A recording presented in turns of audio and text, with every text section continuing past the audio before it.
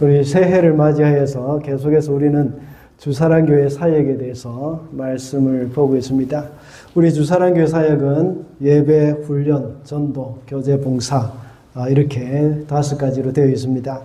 새해 첫날에는 신년 예배를 드리면서 축제의 예배라는 제목으로 말씀을 살펴봤죠. 새해 첫날에 예배의 중요성을 말하면서 우리 교회의 5가지 사역 중에 하나인 예배에 대해서 가장 먼저 생각을 했습니다. 우리는 예배로 기쁨으로 예배를 드리고 또 우리가 주님과의 관계를 알고 예배하고 또 이제 감사함으로 예배할 때에 축제의 예배가 이루어진다고 했습니다. 그리고 새해 첫째 주일 그때는 훈련에 대해서 말씀을 들었습니다. 훈련이라는 것은 어떤 일에 대해서 만족한 수준에 이룰 수 있도록 반복해서 익숙해지는 것을 이야기하는 것이죠. 성경은 우리가 예수 그리스도를 닮아가도록 훈련해야 한다는 것을 늘 가르치고 있습니다. 거기에 좋은 지침서가 있는데 그것이 바로 성경이라고 했죠. 성경은 우리에게 구원에 이르는 지혜가 있게 한다고 했습니다. 그리고 하나님의 감동으로 된 것으로 사람을 온전하게 세운다고 했습니다. 지난 주일에는 우리 동생 찾기라는 제목으로 전도에 관해서 말씀을 살펴봤죠. 먼저 하나님 아버지의 우선순위를 우리가 알아야 한다고 했습니다. 그리고 동생에 대한 이 잘못된 인식을 바꾸고 아버지의 기쁨에 우리가 동참할 수 있어야 한다 하고 이렇게 말씀을 드렸습니다. 오늘은 교제에 대해서 말씀을 나누고자 합니다. 지난 주일에는 교회의 우선순위가 전도라고 했습니다. 그렇다면 이 교제는 어떤 것일까요? 교회의 우선순위가 전도라고 했다면 교제는 무엇이겠습니까? 그것은 교회의 본질에 해당이 되는 겁니다. 자주 말씀을 드렸지만 교회라는 말을 할 때 교라는 말은 한자어로 가르칠 교자라고 말했습니다.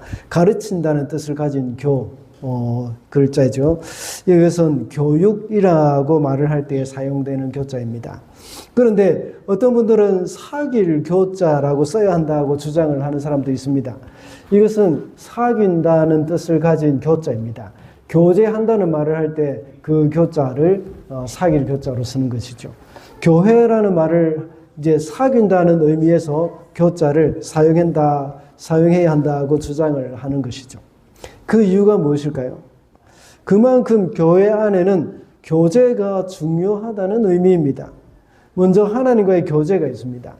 하나님은 우리 인간과 교제하기 위해서 사람을 만드셨습니다.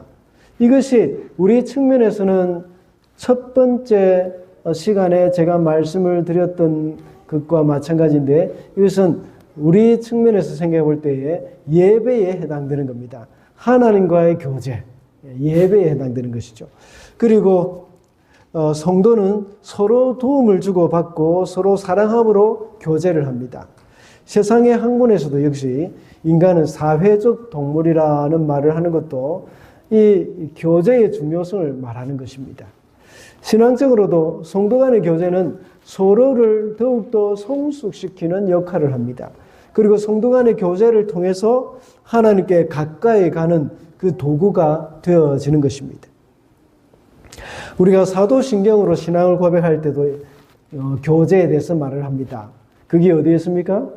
성도의 교제와 죄를 용서받는 것과 라고 우리가 고백을 하지 않습니까? 더 나아가서 축도를 할 때도 제가 여러 가지로 축도를 하고 있는데 그 중에 고린도후서 13장 13절에 보면 성령의 교통하심이라고 말을 합니다. 그때에 성령 안에서 교제하는 것을 의미하는 것이죠. 이러한 성도의 교제는 초대교회가 시작되면서 누가 가르쳐주지 않았지만 너무나도 자연스럽게 이루어진 것입니다. 성령님으로 인한 것이죠. 성령님이 임재하시고 그 교회 성도들 안에 함께 하실 때에 그 교제는 너무나도 자연스럽게 이루어진 것입니다. 초대교회 성도들은 예수님을 믿고 교회의 일원이 되었을 때에 한 가족처럼 늘 같이 생활을 했습니다. 영적인 가족은 육의 가족보다 더 중요합니다. 많은 사람들은 이 사실에 대해서 인정하고 싶지 않을 것입니다. 그러나 이것은 진리입니다. 육신의 가족은 이 세상에서 끝입니다. 그러나 영적인 가족은 영원합니다. 물론 육신의 가족이 곧 영적인 가족이면 가장 좋은 것이죠. 우리가 주 안에서 한 가족임을 믿을 때 성도 간의 교제는 큰 기쁨이 있고 위로가 있다는 것을 알게 될 것입니다. 그래서 오늘은 주 안에서 한 가족이라는 제목으로 교제에 대해서 살펴보도록 하겠습니다. 먼저 주 안에 한 가족은 나눔이 있습니다. 44절과 45절입니다. 우리 다 같이 읽어볼까요? 시작.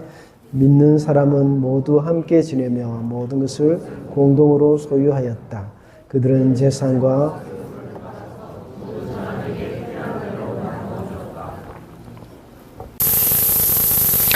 예수께서 승천하시고 나서 120명의 제자들은 마가 요한의 다락방에 모여서 기도했습니다.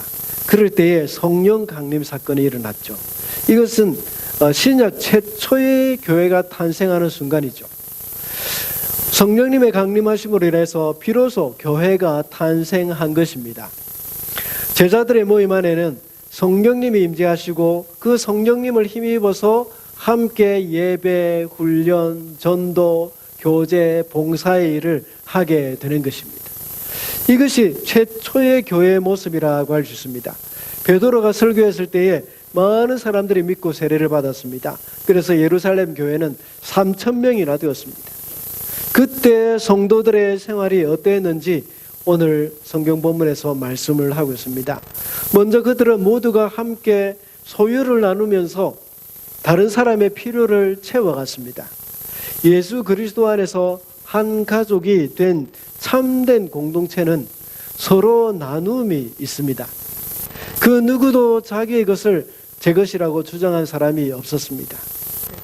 필요한 사람이 있으면 다 그 필요를 따라서 나누어 주었습니다. 방금 읽은 44절에서 믿는 사람들은 모두 함께 지내며 라고 했습니다. 오순절 성령 강림이 있었던 그 당시에 경건한 유대인들이 세계 각처에서 절기를 지키기 위해서 예루살렘으로 모여들었습니다.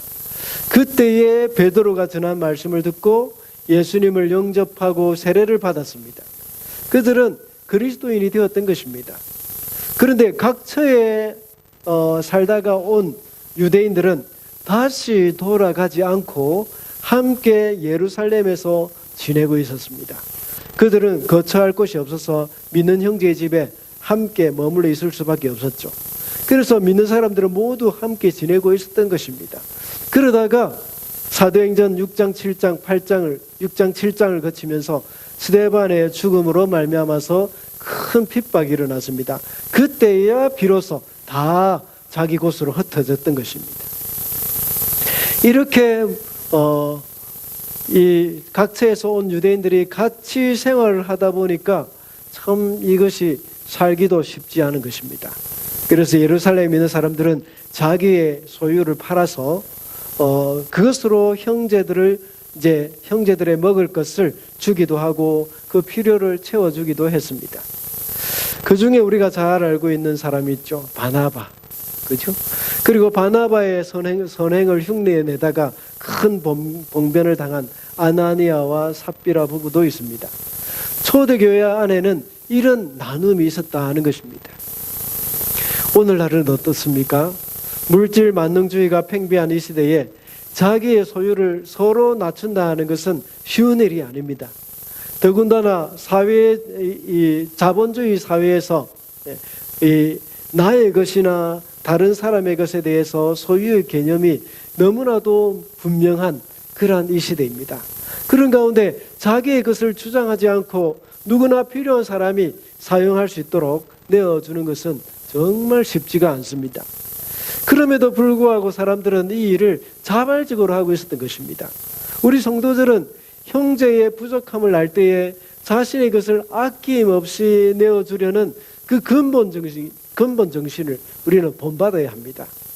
주님 안에서 한 가족이 된 사람은 세상의 가치관을 초월하는 사람들입니다. 물질에 대한 욕심보다는 영적인 가족으로서 형제 자매가 더 중요하기 때문입니다. 이 세상의 가치관으로 생각할 때에 나누어지는 것이 아깝게 생각이 됩니다. 우리는 세상의 가치관을 초월하는 삶을 살아야 하는 그리스도인들입니다. 우리가 돈을 버는 이유가 무엇일까요? 물론 집을 장만하고 자신의 노후를 준비하는 것이기도 합니다. 미리 모아둔 돈이 좀 있어야 노후가 편안하고 불안하지 않습니다. 그런데 이것은 틀린 말은 아니지만, 그러나 이것은 성경에서 말하는 바는 아닙니다. 성경에서는 돈을 버는 이유에 대해서 이렇게 말을 합니다. 도둑질하는 사람은 다시는 도둑질하지 말고 수고하여 제 손으로 떳떳하게 벌이를 하십시오. 그리하여 오히려 궁핍한 사람들에게 나누어 줄 것이 있게 하십시오. 라고 에베소서 4장 28절에서는 말씀하고 있습니다. 궁핍한 사람에게 나누어 줄 것이 있도록 하기 위해서 우리가 수고하고 돈을 벌라고 말씀을 하고 있습니다. 초대교회 성도들은 이렇게 자기가 가진 것을 이렇게 나누며 살았다는 겁니다. 이것이 그들이 돈을 가지고 있는 이유고 돈을 벌고 열심히 일을 하는 이유라는 것입니다. 그리고 방금 읽은 말씀 44절에 보면 모든 것을 공동으로 소유하였다고 말씀하고 있습니다. 여기서 말하는 모든 것, 이 말은 헬라어 원문에 보면 물질적인 것에만 국한시킨 것이 아닙니다. 정신적인 것, 그리고 또 영적인 것도 역시 여기에 해당이 됩니다. 초대교회 성도들의 물질적인 것, 거기에만 나눈 것이 아니라 그들은 영적이고 정신적인 부분도 역시 공동으로 소유했다는 것을 말씀을 하고 있습니다. 오늘날 교회 공동체에 나와서 삶을 나누는 것을 두려워하는 사람들이 참 많습니다. 그래서 마음을 닫기도 하고 구역 모임에 잘 나오지 못하는 사람도 간혹 있습니다. 왜냐하면 이야기를 하다 보면 자신도 모르게 나의 사정을 이야기할 때가 많기 때문입니다. 좋은 일도 이야기하지만 나쁜 일도, 좋지 못한 일도 나누게 됩니다. 만약 좋지 못한 일을 나눌 때에 그것이 자신의 부끄러움이 된다는 생각이 들어서는 안 됩니다. 그런 생각을 들게 해서도 안 되는 것이죠. 지난번에도 말씀을 드린 적이 있었듯이 남의 불행이 나의 행복이라는 생각을 가지고 오히려 그것을 즐기는 사람들이 있습니다. 그래서 그 이야기를 좁은 이 이민 사회에서 막 소문을 내어버립니다. 그것을 다른 사람에게 퍼뜨리는 것을 즐거움으로 사는 사람들이 있다는 것이죠. 그것은 주 안에서 한 가족으로 여기지 않기 때문입니다. 만약 내 가족이 그런 어려움을 당했다면 그것을 다른 사람에게 소문을 내며 다닐 수 있을까요? 그렇지 않습니다. 그렇죠? 오히려 그것을 마음 아파하면서 함께 기도를 할 것입니다.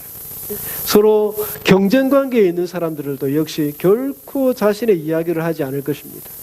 자신의 약점도 보이고 싶어 하지 않습니다. 그러나 한 가족이라고 생각할 때에 나의 약점이나 나의 슬픔 이런 이야기 다 같이 합니다.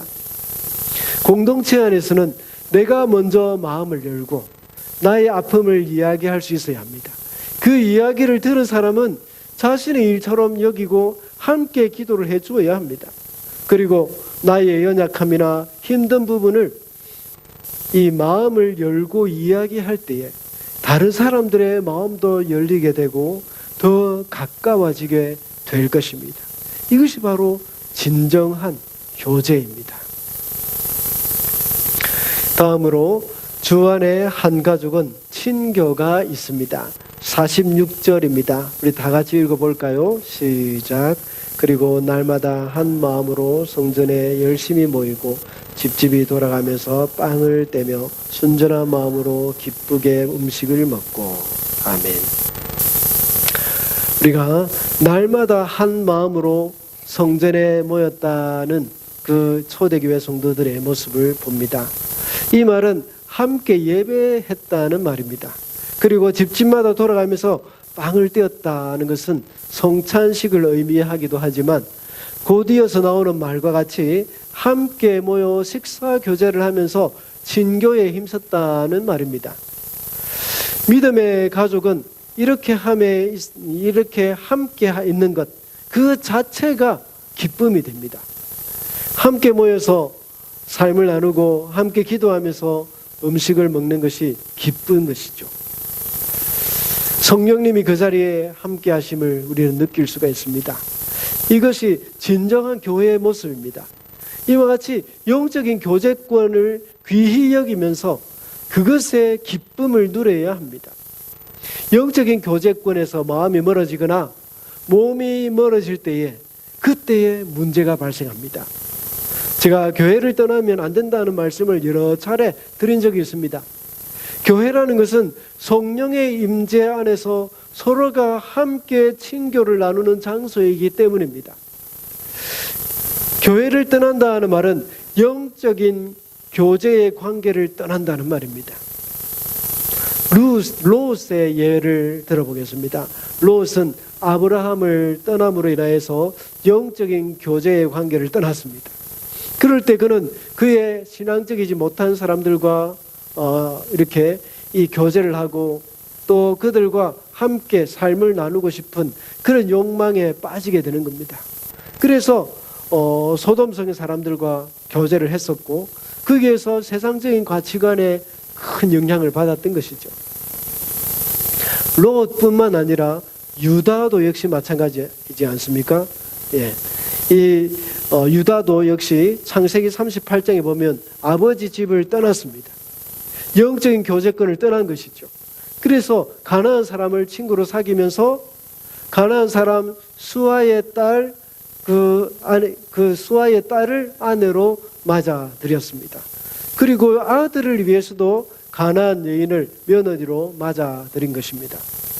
영적인 교제권을 떠난 경우에는 세상적인 사람들과 교제가 시작될 수밖에 없습니다. 그리고 아들도 죽었고 또 아내도 죽었습니다. 유다는 자신도 모르게 술 취한 김에 이 며느리도 알아보지 못하고 동침하여서 아들을 낳은 일이 일어난 것입니다. 그렇다고 해서 세상 사람들과 전혀 사귀어서는 안 된다는 말은 아닙니다. 우리가 영적인 교제권 안에 있을 때에는 얼마든지 세상 사람들과 사귀어도 상관이 없습니다.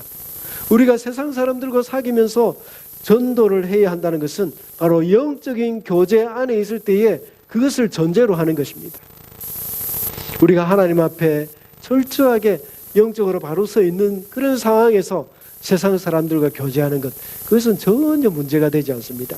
그러나 그것을 떠난 상황 가운데서 세상 사람들과 교제할 때에는 그들의 삶을 따라갈 수밖에 없습니다. 그들의 가치관을 따라갈 수밖에 없는 것입니다. 우리는 이 부분에서 철저하게 조심해야 합니다. 그리고 우리가 어떤 마음으로 친교를 나누어야 할지도 말씀하고 있습니다. 오늘 본문에서 순전한 마음으로라고 말씀을 하고 있습니다. 순전한 마음은 하나님과 이웃을 거짓 없이 사랑하는 마음을 가리킵니다. 세상의 거짓됨이나 욕심에 물들지 않고 이웃에 대하여서 깨끗한 신앙 양심으로 행할 때에 올바른 친교가 이루어질 수 있습니다. 이 세상은 불의와 거짓에 물들어 있지만 교회만은 순전함이 살아 있어야 합니다. 우리가 어떻게 하면 이 순전한 마음을 가질 수가 있을까요? 순전한 마음은 오직 성령님에 의해서 심령이 변화된 사람만이 가질 수 있습니다. 우리 안에 계시는 성령님은 이미 우리에게 역사하셔서 순전한 마음으로 함께 교제할 수 있게 해 주셨습니다. 그런데 문제는 우리가 세상의 가치관에 너무 물들어 버렸거나 세상의 가치관에 너무 피해를 많이 보아왔습니다. 그러다 보니 형제끼리도 순전한 마음을 의심하는 경향이 참 많아졌습니다. 그래서 서로를 향해서 판단하는 겁니다. 다시 말하자면 오해를 하고 있는 경우가 참 많습니다. 형제가 순전한 마음으로 봉사하는 것을 좋지 못한 눈으로 판단하는 경우가 있습니다. 그렇다면 우리는 어떻게 해야 하겠습니까? 어떻게 하면 이 순전한 마음을 회복할 수 있겠습니까? 우리 속에는 성령님이 주신 순전한 마음을 다시 부릴 듯 일으켜야 합니다. 이렇게 시작을 해보시기 바랍니다. 우리 지체들 가지고 있는 그 순전한 마음을 그대로 인정을 해주는 그 훈련, 그것을 해보시기 바랍니다. 세상 법정에서도 무죄 추정의 원칙이 있지 않습니까?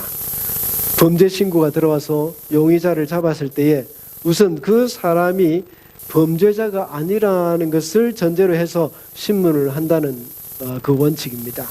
그리고 ACC에도 제가 들어보니까 역시 사고 접수를 할 때에 그 사람이 하는 말이 사실이라는 것을 전제로 하고 모든 일을 처리를 해주는 겁니다.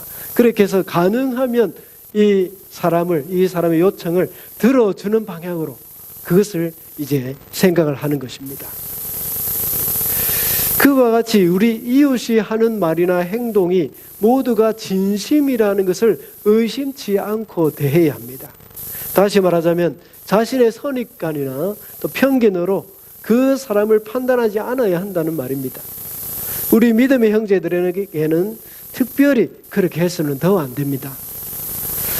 제가 어릴 때 저희 할아버지가 하신 말씀이 기억납니다. 전에도 한번 말씀을 드린 적이 있습니다. 자기 마음을 알기 때문에 다른 사람의 마음을 의심한다는 것입니다. 이 말이 정말 맞다는 생각이 듭니다. 내가 탐심이 있기 때문에 다른 사람의 마음 속에 탐심이 있을 것이라는 그런 생각이 드는 것이죠. 예수께서는 마태복음 7장에서 어찌하여 형제의 눈 속에 있는 티는 보고 내 눈 속에 있는 들보는 깨닫지 못하느냐 하고 말씀하셨습니다. 자기 속에 좋지 못한 동기가 있습니다. 그런 사람은 항상 사람 속에 다른 사람 속에 있는 그 옳지 못한 것이 자꾸 눈에 보여서 그 사람을 판단을 하게 되는 것이죠.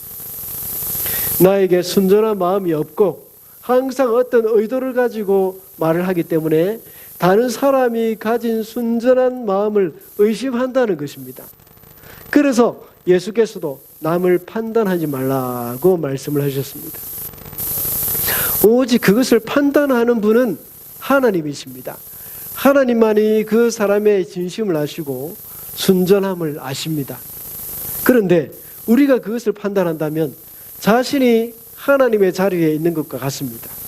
그래서 혹시 내 마음속에 다른 사람의 의도를 순수하게 받아들이지 못하고 있다면 우리 속에 있는 그 순수하지 못한 마음을 하나님께 고백해야 합니다. 그리고 상대방의 그 순수한 마음을 인정을 해줘야 합니다. 그것이 바로 나의 눈에 있는 들보를 제거하는 방법입니다. 우리 눈에 들보가 있을 때 그때는 다른 사람의 눈에 있는 티가 아주 잘 보입니다.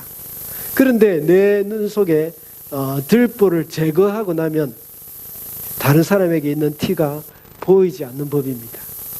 그러므로 항상 다른 사람의 진심을 믿어주고 그 순전한 마음을 인정해주는 습관부터 먼저 우리가 들여야 합니다.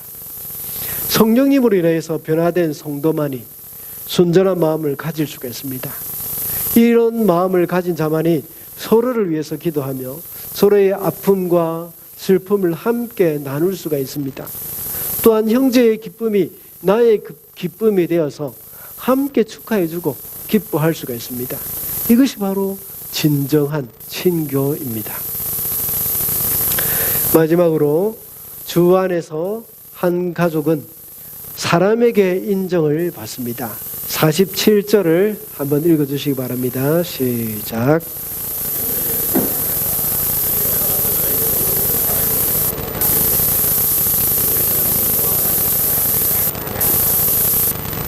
아멘. 이러한 나눔과 친교가 있는 것을 보면서 모든 사람들이 성도들을 인정해주고 칭찬을 해주었습니다. 그 결과 구원을 받는 사람의 수가 날마다 더하여졌다고 말씀하고 있습니다. 세상 사람들은 그리스도인들의 참된 교제를 보면서 호감을 사게 됐고 또 전도의 문도 열렸습니다. 예수께서도 요한복음 13장 34절과 35절에 이렇게 말씀하고 있습니다. 이제 나는 너희에게 새 계명을 준다. 서로 사랑하여라. 내가 너희를 사랑한 것 같이 너희도 서로 사랑하여라. 너희가 서로 사랑하면 모든 사람이 그것으로써 너희가 내 제자인 줄을 알게 될 것이다. 예수께서는 우리가 서로 사랑하면 모든 사람이 우리가 예수님의 제자인 줄을 알게 될 것이라고 했습니다. 우리가 서로 사랑하되 예수님이 우리를 사랑하신 것처럼 서로 사랑하라고 말씀하셨습니다. 예수님이 어떻게 우리를 사랑하셨습니까? 그것은 바로 십자가의 사랑입니다. 우리를 위해서 십자가의 희생적인 사랑을 하셨습니다. 주님이 하신 그 사랑으로 서로 사랑할 때에 그것으로서 세상 사람들은 우리가 주님의 제자인 것을 인정해 줄 것이라는 말씀입니다. 교회의 이런 모습은 하나님께도 영광이 됩니다. 그러나 오늘날 교회 중에서 서로 싸우고 다투는 것을 볼 때에 참된 교회 공동체라고 할 수는 없습니다. 이런 교회를 향해서 칭찬을 하고 인정을 해주는 사람들은 아무도 없을 것입니다. 오늘날은 오히려 세상 사람들이 교회를 걱정하고 염려하는 경우가 얼마나 많습니까? 교회가 세상과 똑같거나 더 못하다면 세상 사람들은 교회를 인정하지 않습니다. 세상은 자신만을 알고 자신의 주장만 내세울 때가 참 많지 않습니까? 그러나 교회는 서로 양보하고 하나 되는 일에 힘을 써야 합니다. 그렇게 할 때에 세상 사람들은 교회는 다르구나 하는 그런 생각을 합니다.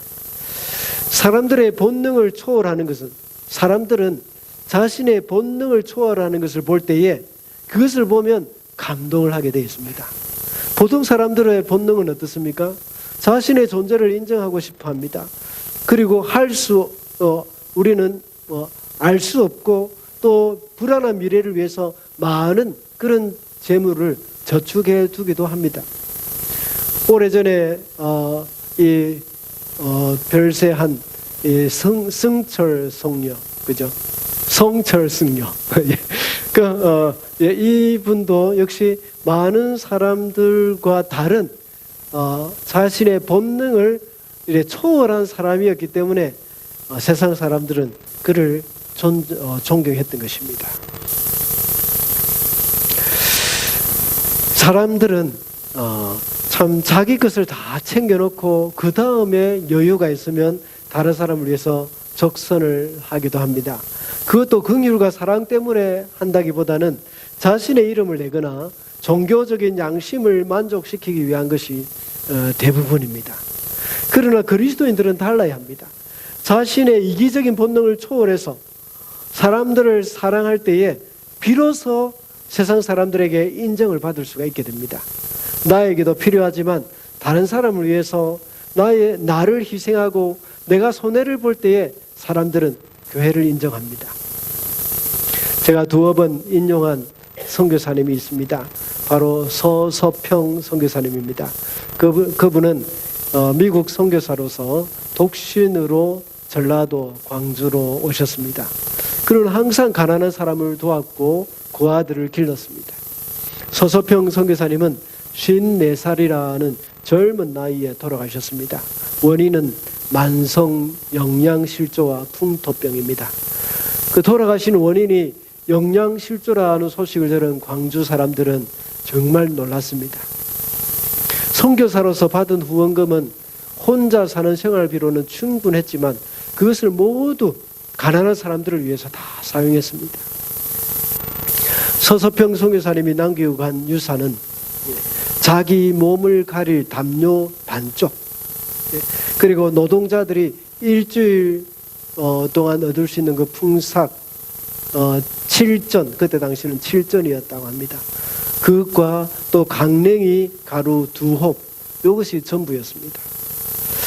그러나 그를 아는 사람들은 그가 남긴 재산의 의미를 충분히 알고 있었습니다. 서서평 자신이 가난함에 익숙해질 정도로 겨우 살아왔기 때문에 빈곤한 삶이 크게 불편하지 않았던 것입니다. 그의 장례식 때는 온 광주 사람들이 장례 행렬을 따라가면서 내 어머니여, 내 어머니여 하면서 울부짖었다고 합니다. 서석병 선교사님의 침상 머리맡에는 이렇게 적혀 있었습니다. Not success, but service. 성공이 아니라 섬김. 이 세상은 남을 눌러야 성공할 수 있고 더 앞으로 나아갈 수 있는 그런 현실입니다. 그러나 성도는 이런 성공이 중요한 것이 아니라 섬김이 더 중요한 가치관이 되어야 합니다. 저는 철이 없을 때는 늘 반대로 생각했습니다. 그리스도인이 세상적으로 성공을 해야 사람들에게 인정을 받는다는 그런 생각을 했습니다.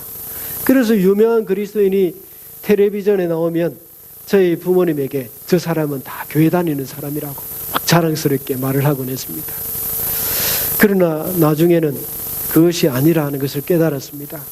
형제를 위해서 내가 양보하고 형제 앞에 나 자신을 내세우면서 다른 사람을 더 인정받게 만들고 높임을 받기 원하는 그런 사람, 그런 삶을 살아야 그것이 바로 진정한 이 섬김이고 또 세상 사람들로부터 인정을 받게 되는 길이라는 것입니다. 그런 섬김의 삶을 살 때에 교회는 세상 사람들에게 빛이 되고 소금이 될 것입니다. 말씀을 맺겠습니다. 오늘은 주 안에 한 가족이라는 제목으로 말씀을 살펴보았습니다. 주 안에 한 가족은 나눔이 있고 친교가 있다고 했습니다. 그리고 주 안에 한 가족은 사람들에게 인정을 받는다고 했습니다. 이 땅에 살아가면서 아름다운 성도의 교제로 인해서 하나님께 영광을 돌리는 저와 여러분이 되시기를 바랍니다. 기도하겠습니다.